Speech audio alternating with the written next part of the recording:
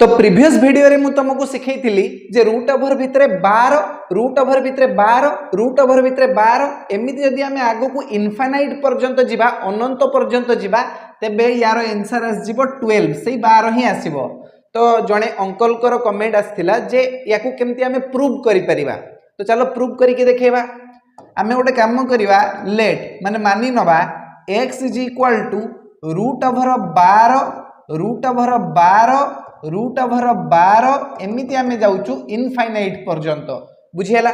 तो वर्तमान देखो ए जो रूट ओवर अछि यार पाकु जाई कि कोन हे जिवो स्क्वायर हे जिवो। तो आमे लिखि परिबा x रो square = 12 * root over 12 * root over 12 root over 12 एमिति जिबा इनफाइनाइट पर्यंत। पुणी देखो ए जो टर्मटा रहिला याकु ही तो आमे x नीचे बुझियला ना हलानी। तो वर्तमान या जगह रे आमे x लिखि दी परिबा। तो हे जिवो हमरो x² = 12 * x बुझियला। तो ये जो x अछि ए पाखरे ये मल्टीप्लाई हे कि अछि आर पाकु गले डिवाइड हे जिवो।